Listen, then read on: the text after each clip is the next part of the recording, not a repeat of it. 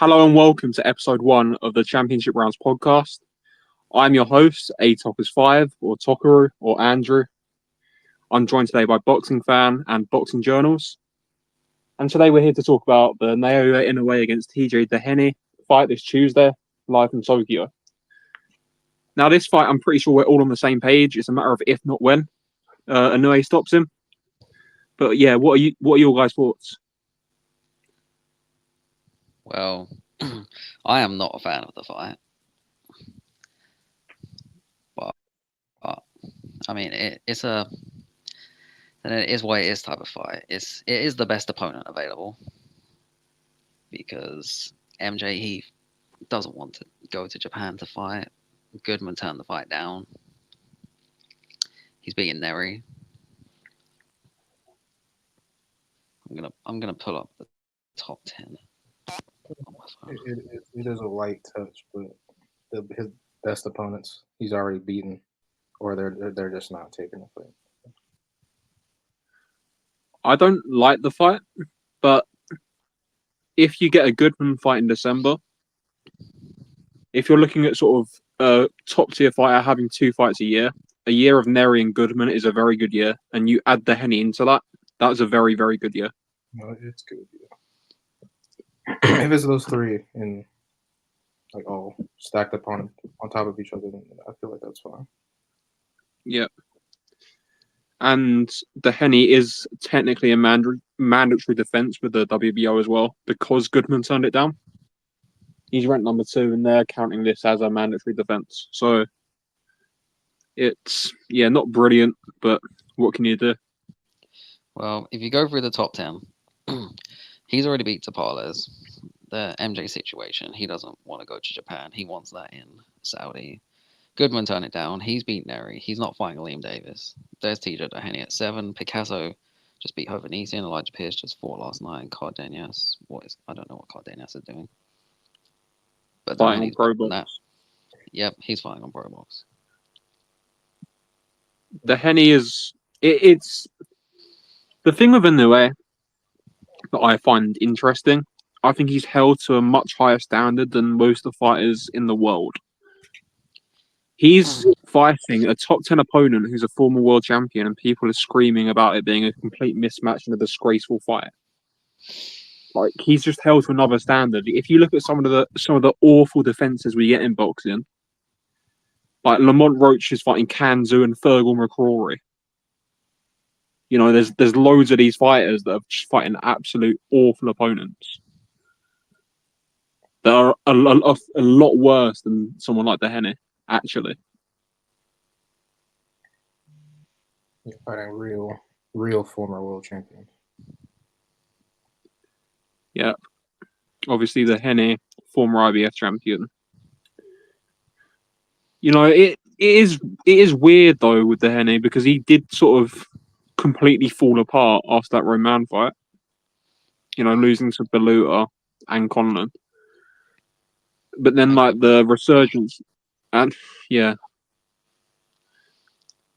Well, I watch some Doheny fights. I watched the Iwasa fight, the Rahman fight, the Goodman fight, the Nakajima fight, and the Lamido fight in the past few days.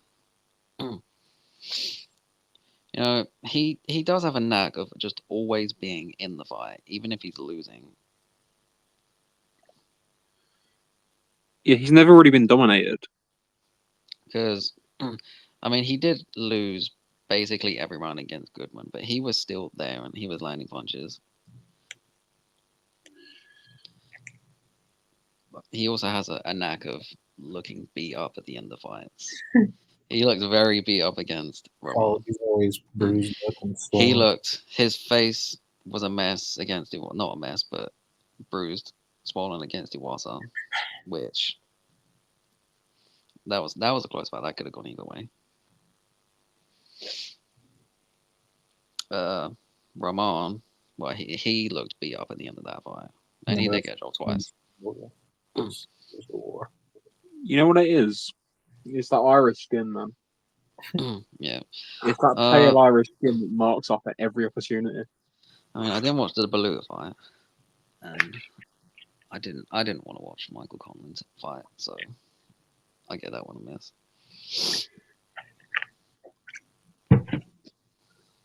That Valuta fight was just weird.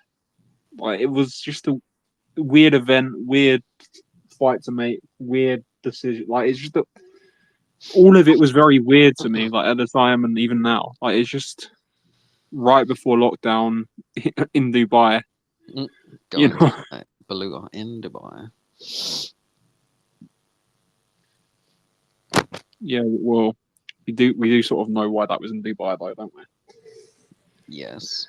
Shout out Yes. to MTK. Speaking of MTK, he had MTK on his shorts for a few of those fights. Yeah. So official predictions for this. I'm gonna go Inoue in 1. To be honest. I think I went in 4. I mean, he doesn't start too fast these days anymore. And when he does, He starts too fast. Yeah. Some dumb thing. he's become a bit of an idiot since the Paul Butler fight. It's like he's become like bored. I think he actually might be bored of these opponents. To be honest, that's why he doesn't look the best against these like the Butlers, the Parlers. The first round against Neri, which I'll let him off. He wanted to beat him up and knock him out very quickly for the It was Yamanaka. unfortunate with those 2 undisputed fights that they should have been different opponents that he probably would have looked way better against. But like Casemiro, if he had got stripped, and we know the history with them two, he probably would have tried to come out. Well, that's what happens when there's so many belts. He wants to fight the best, so he fights the better opponents first, and then what's left? He's just not. Butler and Tapales. Although, to And be fair to Tapales, he did beat MJ. He upset MJ. This is a good fighter, man. And talking about wins that age well, I think he's going to be right in line for a title when Inoue moves up as well. He's highly ranked with the WBC. I think he's going to go and fight for that vacant title, and I think he'll probably win it. Number 3 time? Yeah, 3 time.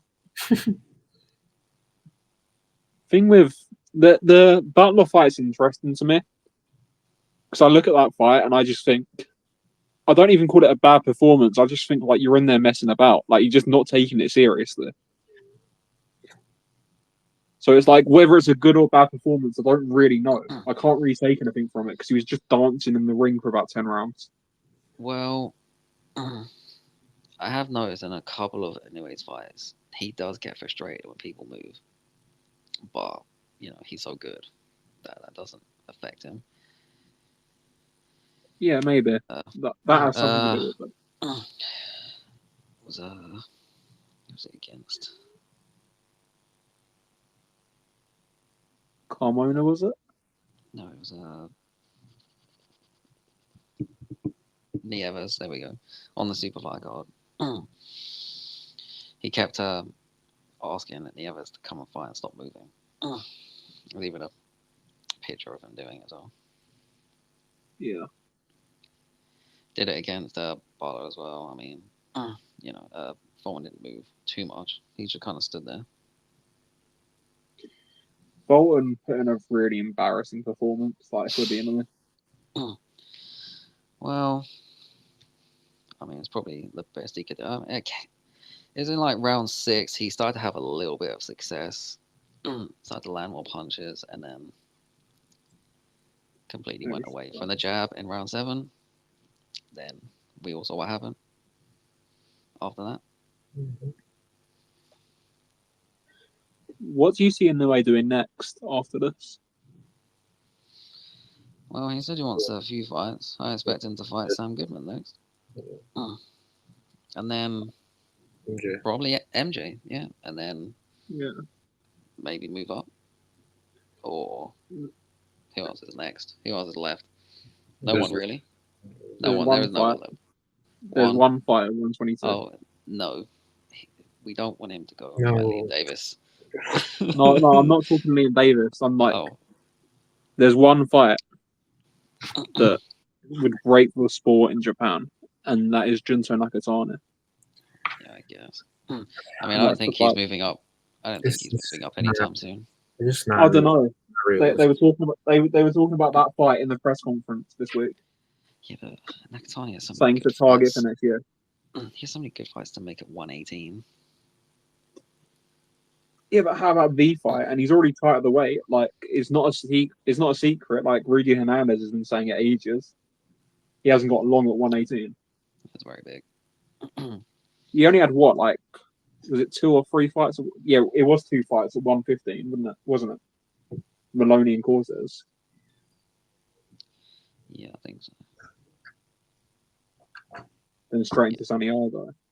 Oh, actually, he had 3, didn't he? He fought Chiwa was at 115. Oh yeah. That was. I was thinking from when he won the title, but yeah, you're right. He didn't look good enough over there. Well, the only person who has looked good against Chiwa was Chocolatito. And that was how many years ago? Early 2010s. Like 2013. It's crazy. He's up close to being to becoming world champion again too. Close-ish. I don't think he will though. I don't think he will. I wouldn't pick him to beat anyone at 118. No, I'm like a title. I meant like a title shot maybe. I don't No, think. he's getting a title shot at 112, isn't he? Yeah, because he's number 2. I think. He's fighting the Kenshiro against Rosales winner. He'll be mandatory for that for the WBC at 112. Even though he's ranked at 115 with like half the bodies as well. But yeah. Yeah, I don't understand what the weight class he's really supposed to be fighting in. Well, he's just going through them all. At 126, who do you think Inoue's biggest test will be? Because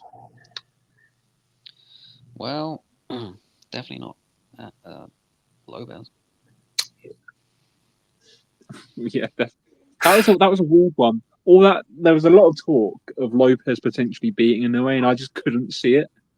Like the Angelo Leo fight, I know they're different styles, but like that fight just confirmed to me, yeah, he had no shot of beating Inoue. Well, I mean, Espinoza is very big at the weight. Yeah, I'd probably put my hat in for Espinoza. Nick Ball, I mean, he has a tough style, but Inoue is an incredible counterpuncher. He's gonna walk into something, even though he does have a good chin. I think Espinoza, because of the height, the size, and he can punch. Yeah, I'm not even sure Espinoza beats Robesi though in a rematch, because that's being targeted. I mean, that first fight was extremely close, and arguably could have been stopped when Robesi dropped him. It could have been stopped. He did pull one down. But one thing about Nick Ball, I don't think they're very confident in him. They probably should. Well, I mean, I don't think he beat Raymond Ford, and I don't think he beat Vargas. If you look at his opponents, Laduma Lamate was a super bantamweight. Isaac Dogbo is really a super bantamweight. Vargas had most of his career at super bantamweight. The only real featherweight he's fought is Ray Ford, and I thought he lost that fight. And now he's back feeding off like old super bantamweights again with Ronnie Rios. I really don't think they're confident. And Vargas hadn't had a fight at the weight in nearly 2 years. Yeah. That's with coming down from 130. Still scored him for 6 rounds of that fight. He still absolutely scored Nick Ball for the first six rounds. And got a gift knockdown. Yeah. But yeah, Espinoza, if he can like get past Robesi again, which I'm not sure he can. Then you've got Carrington there as well, who I think is very good, but he has to prove himself. Yeah, he's a conversation for down the line, not at the moment. Yeah. Is that all the Inoue chat done then? Because there's a very good undercard here. Yeah, let's move on to the undercard. Yep. Yoshiki Takai against Daigo Higa for the WBO Bantamweight Championship of the World. This is a very, very good fight in my opinion. Both power punchers, both very vulnerable, but both very explosive, I believe. But I think the styles are going to gel quite well, and they'll have a sort of 6 or 7 round shootout here. Don't know what you guys think. Well, I was originally picking Takei by decision, but I have switched it to a knockout. No. Vulnerability is probably the key word for this because in Takei's title, and he nearly got stopped in the last round against someone who wasn't really prolific for his punching power, in Jason Maloney. I didn't think he was too impressive against Maloney. I think he was very impressive for about 6 or 7 rounds. Like very, very impressive for for the novice that he was. First fight at 118, actually making 118. I think he was very, very good for the first 6 or 7 rounds. But then, he then just he fell completely off. fell apart. Yeah, he fell apart second half, and nearly unraveled for him. Lost his composure, gassed out, just about survived the 12th round. Yeah. If there was an extra round in that fight, I'm not sure he makes it out. But Neither. I think he'll learn from that.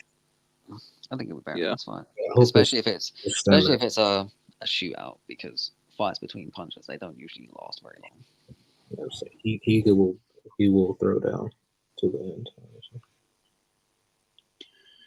The issue with Higa, I don't think he deals with being at bantamweight that well at world level. Like the Nishida fight, like the range Nishida was like fighting at. If Takai can just fight at that range, I think Takai is a quite easy night here.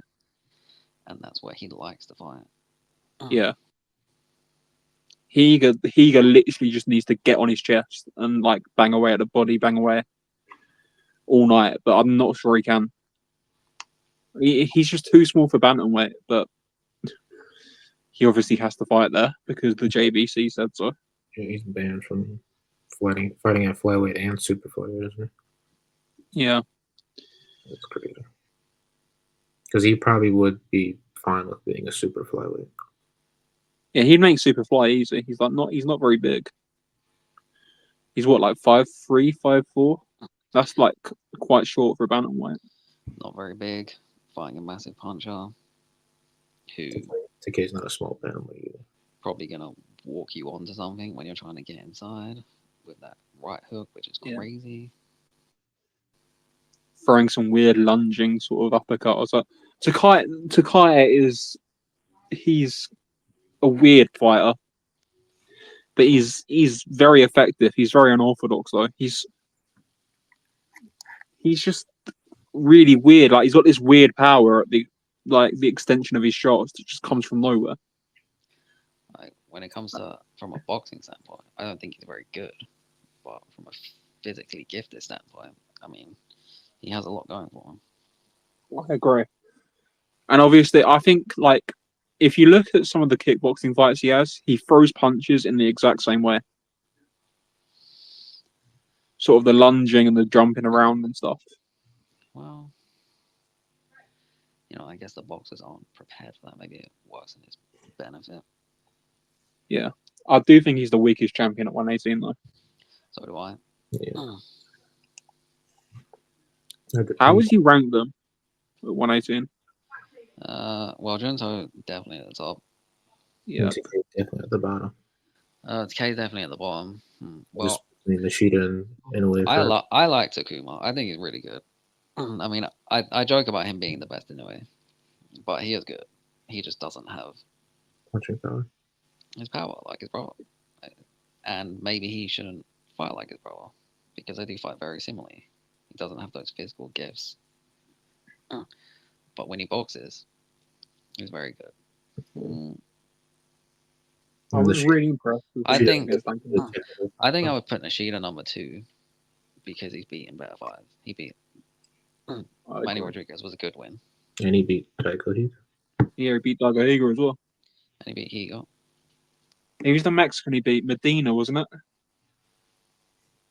Yeah, Not I think so. Medina. Who was it? Yeah, and he's back in the mix as well. He's like quite highly rated. I said this before that the bantamweight division right now is very, very sort of, for lack of a better phrase, quite incestuous because all these guys have fought each other. Like Seiya Tatsumi's fought Daigo Higa, he's fighting Inoue. Daigo Higa's fought Nishida, he's fighting Sakai. Like the only one that hasn't is really sort of out of the loop right now is Junto. And Like that's it's a because very he go on. used to be a flyweight. Yeah, He basically. multiple wins Like over how current world like how he's fought Akui and beat Akui And Ibuki. who's and about to Ibuki, have another title shot. Yeah. who might be about to knock out Nochinga. Monchingo. Like that, I've said this a lot. That Japanese domestic scene at those sort of weights, you do get these weird wins that age really well. Like Inoue beating Taguchi. yeah Yep. That's probably the most famous one there. yeah Taguchi That's- being the only man to never hit the floor against Inoue becomes a unified champion just a couple years later. yeah. But even sort of below that, at like 4 and 6 round level, you get them because Ibuki, Akui, and Nakatani have all fought each other. Which is crazy. Yeah, that's the weirdest sort of trifecta of fighters like ever, really. Or not, but like, and they were all in like 8 rounders, 4, 6, or 8 rounders. Really, really weird. It's weird seeing that Akui knocked out Ibuki in 90 seconds. And Yeah. even for Akui, who's champion right now, Ibuki had pulled off one of the bigger upsets in the division's history, even before he won his world title. Yeah, it's really weird. Talking about people graduating from Japanese domestic level, Andy Hirioka versus Ismael Barroso. In my opinion, one of the best fights in the card, if not the best fight in the card. Don't know about you two, but I think I'm really excited for this. I think it's the one I'm pretty torn on how I think the outcome will be. Like if there will be a knockout, if it will be like a clean sweep decision, I'm like not 100% on this one the most. Yeah, I'm not sure on this either.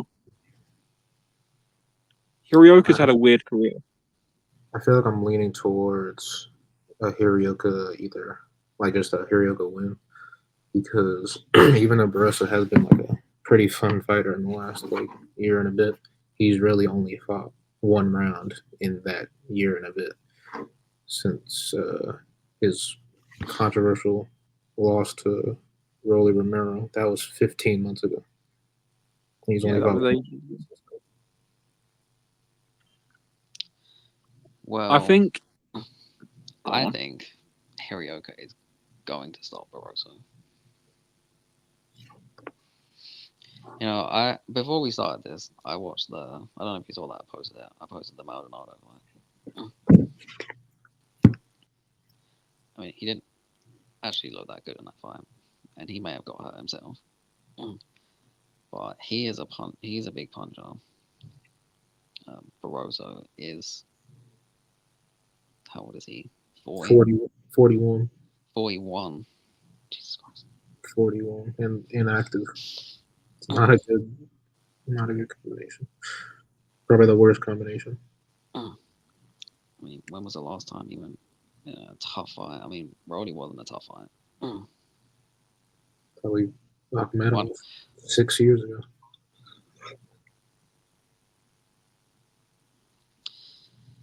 Yeah. I just think I think Hero's going to break him down. I don't know if he's going to have much left for the second half of the fight.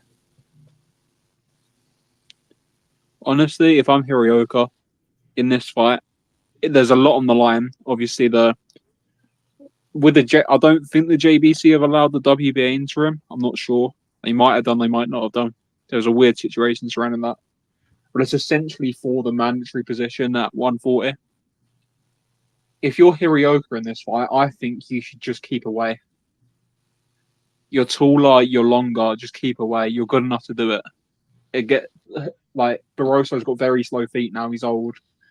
And if you just keep away from him, you'll win a decision easily. And I think that's what you should do. But I don't know if he will. He won't. It would be in his best interest to do so because he is very big at 140. He's like 6 foot.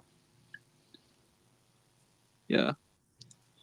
And like late on in that Roddy fight, like Barroso was slowing down. Like he did get legitimately dropped. Yeah, he did.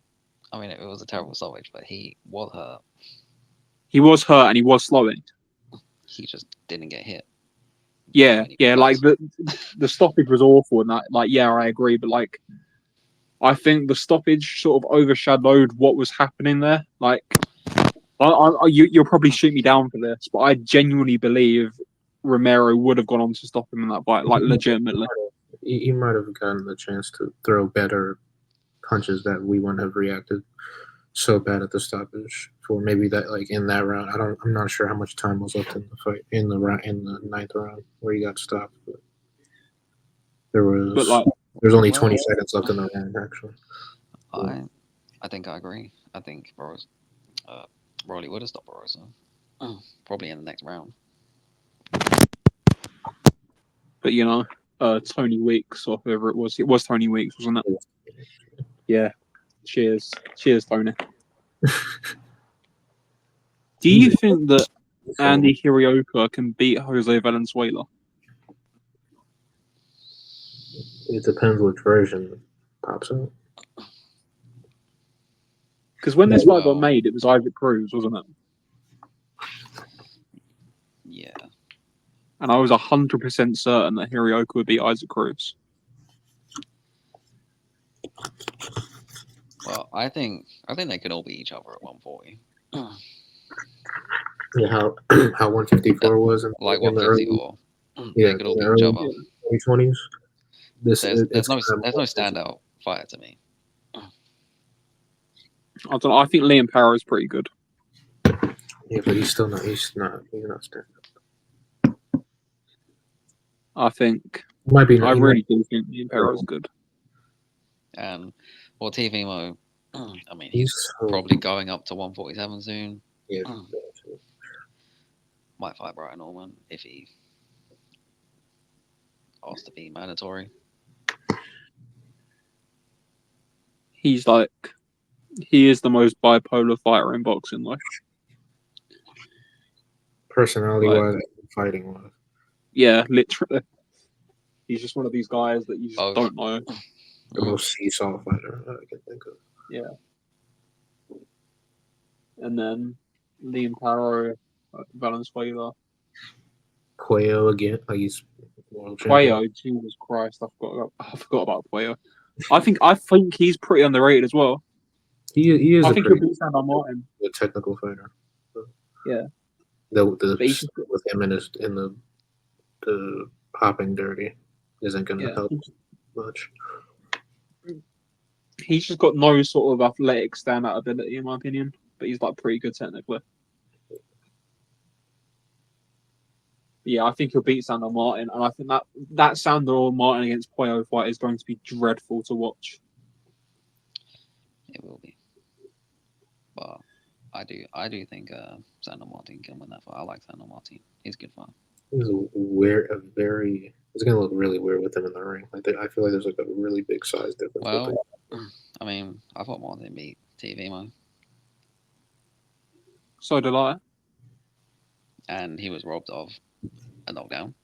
Yeah, he was. He was. I thought he won that fight, but outboxed him, made him look pretty amateur, to be honest. I mean, we're coming back to TVMO being bipolar. He's such a weird fighter. Yeah. There's one fight on this card that I'm very interested in. Jin Sasaki against Kamil Bala. not necessarily the fight actually, but the fighter. Jin Sasaki might be the most exciting fighter in the sport. He's this power punching sort of very aggressive, quick hands, big. He's not even a big welterweight. He's just gone through the weights. I think he started at like super feather when he was like 16. He's now 22, 23. Lost to Andy Hirioka. I was going to say Handy then. Brilliant. At one point, where he missed weight by like 3-4 pounds. Yeah, he did. and like he's just been on a really good run since. Like he had the draw. With the Sikane. Yeah, in a ridiculous fight.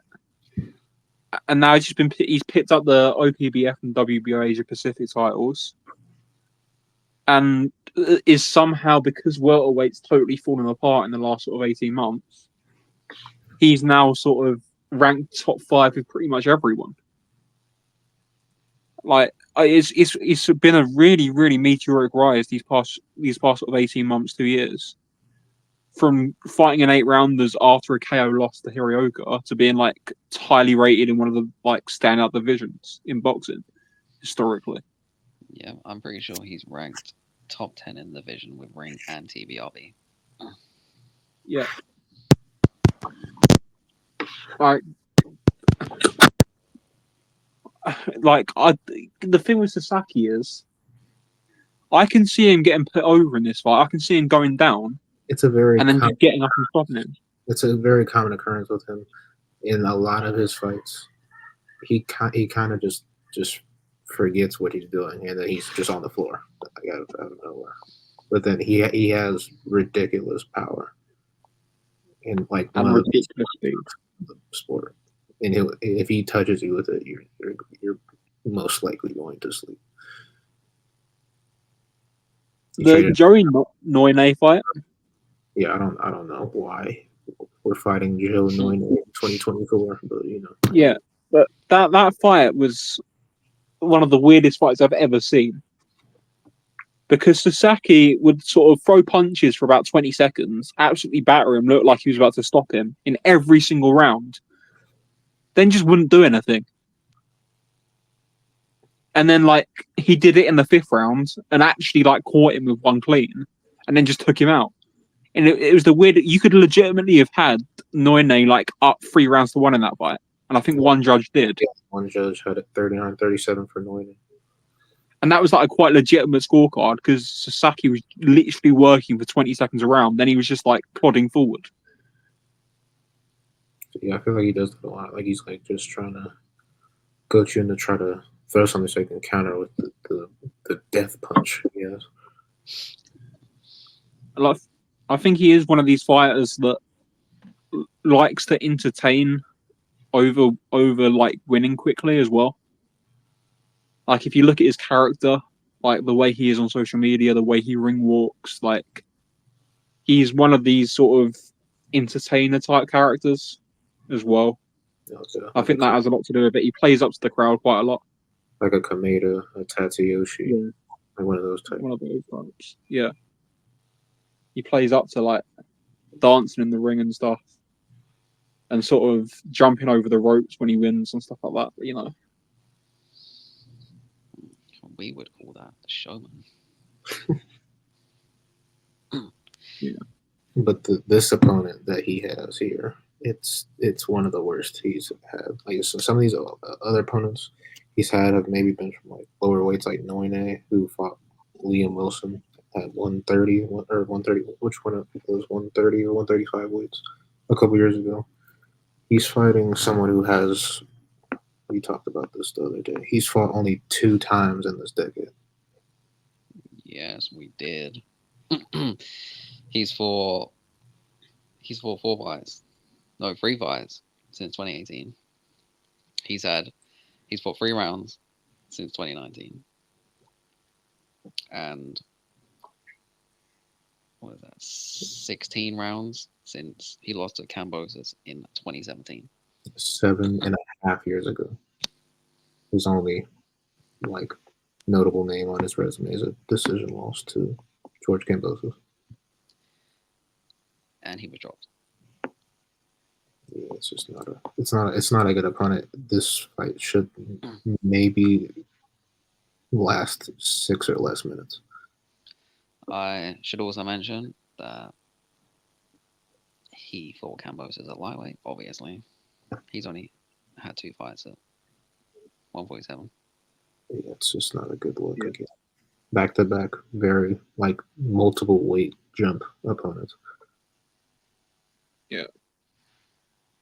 So and he's not learning really anything from doing these type of fights, but Well, he can mess around and do that because he's going to be high ranked because the division's kind of been like a grenade's been thrown in the division. If he wins this fight, Sasaki, and if certain things happen in the division, if Ennis moves up, you can see Karen Chikazian is ranked 1 in the IBF. The 2 rating is vacant. Number 3 is Conor Benn, who could be banned. Number 4 is Jin Sasaki. If he wins this fight, you could see Jin Sasaki fighting for a vacant world title next year. I would rather see him fight for a vacant title against Chukadian than watch Ennis fight Chukadian again because that was I would as well. I would as well. the worst world title fights. I mean, they didn't fight a world title the first time, but it was one of the worst like headliners I've seen in recent time. Wasn't it a chief support? I swear it was like a chief support to Tank. I might have. Was it? Or was that the Villa fight? Oh, I yeah, think that was a Villa fight. Yeah, he might have been at the. I'll check box rep. Karen Chikazian.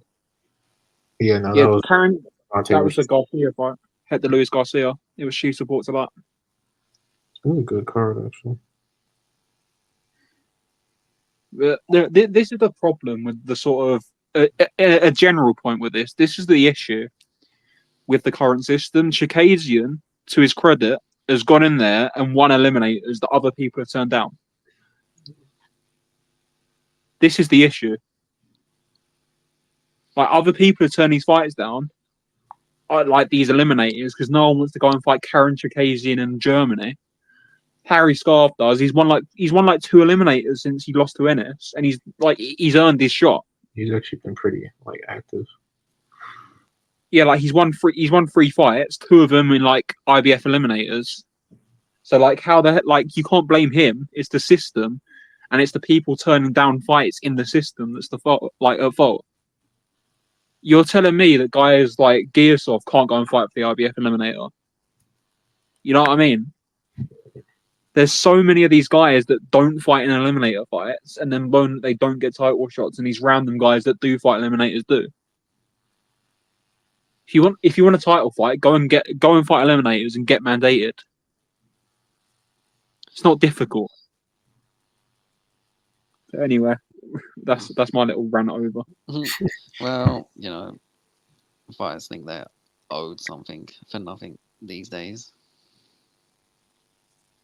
When they're not. Yeah, it annoys me.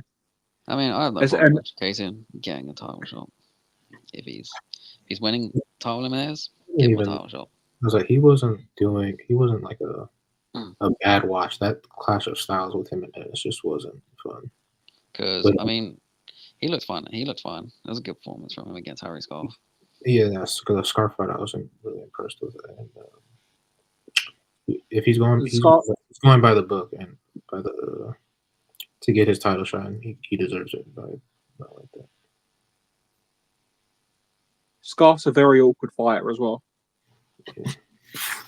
Like he's big, long, sort of wiry. He's a bit negative at times. He's a very awkward fighter. I thought Karen did well in that fight. He did. But yeah, there's also one other fight on the card. A Japanese super bantamweight title fight between if BoxRec wants to load for me, which it doesn't. A Japanese super bantamweight title fight between Toshiki Shominachi and Ryuga Tsugawa, which Shimimachi is quite a big favourite in, and I expect him to win. But who knows? Because it's Japanese domestic level, and literally anyone can beat anyone. Yeah, who knows? Because I don't think I've seen either fight. But I did pick Shimamachi by decision. So did I. I will watch. Well, try and watch them fight tomorrow. Just one of their fights, any random one. The Dekarandu fight, I think that's how you pronounce it, earlier this year. 2 years.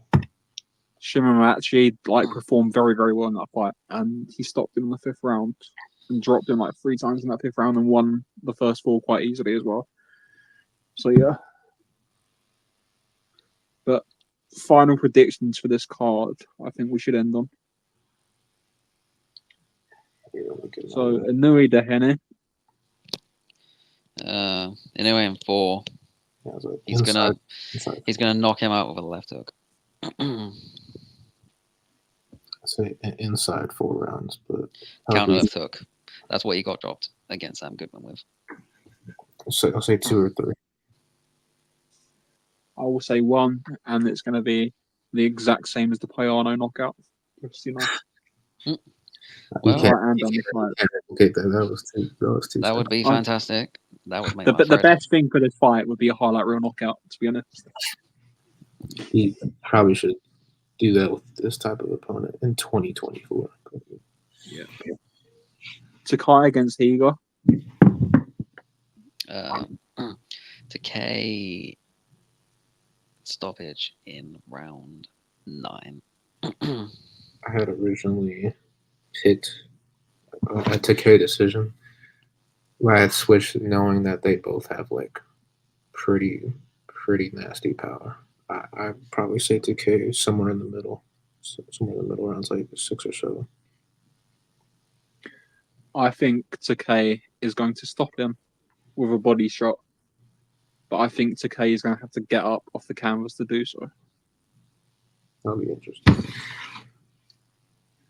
Barroso against Hirioka. Hirioka or late stoppage, round 10. I'm gonna pick a Hirioka decision, but I wouldn't be surprised if he tires out a 41-year-old Barroso. I think he's gonna break Barroso down. He's not gonna have much left, and he's more gonna get stopped on exhaustion than anything. I think Hirioka via a decision, but I think Barroso will go down at one point late on, maybe an 8th or 9th round knockdown on the way to a wired UD. And then Sasaki against Bala. There's no way that this fight lasts more than 2 rounds. Well, you never know with Sasaki. He can get bored. What? Draw it out. I hope not, because he should not be fighting this opponent anyway. But well, it should be under 3 rounds. I agree. Sasaki inside 3 rounds. He's gonna do him exactly like he did Obara. Well, and get dropped along the way. Off the floor and stuff. Yeah. Yep. Most of his fights, I swear, half of the fights he's getting off the floor to stop somebody. You know what I can't wait for? You know, a lot of these commentators, when a guy gets knocked down in a world title fight, they start screaming, "Oh, he's knocked down for the first time in his career." I guarantee someone like Chris Mannix or someone is gonna say that because they don't in a world title. Didn't watch anything. I guarantee some idiot commentator is gonna say that. Yeah, they go to BoxRec and see there's no description for a fight, and they don't ever do descriptions for Japanese fights. Doheny gets dropped in the first round. Fucking first knockout of his career.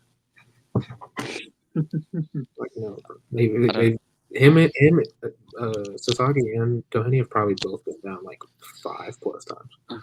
Yeah, not like I haven't been. I've watched Sasaki's probably been down 5 times in one fight. Honestly. I was like, off the top of my head, I know he got dropped against Obara, Sikane, Hirioka. He got dropped by Yuba twice, so there's 5 already. But that's all I can remember right there. But it might even be more than that. It probably is more than that. It probably is. Okay. Yep. In 3 rounds. It's not, it shouldn't last too long. Is there any other business that we've got to attend to? I don't think so. Slight business. Pacheco's going to win a decision. Yes. Pacheco's going to win see. by stoppage. If that happens. But it's irrelevant anyway because we're uploading this after the fight. But yeah,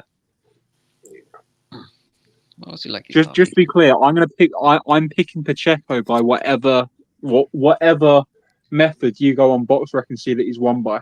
Yeah. That's my pick. TKO 9. I said TKO 9. It will be a unanimous decision. And when you see this episode, I will have a color title in the Discord.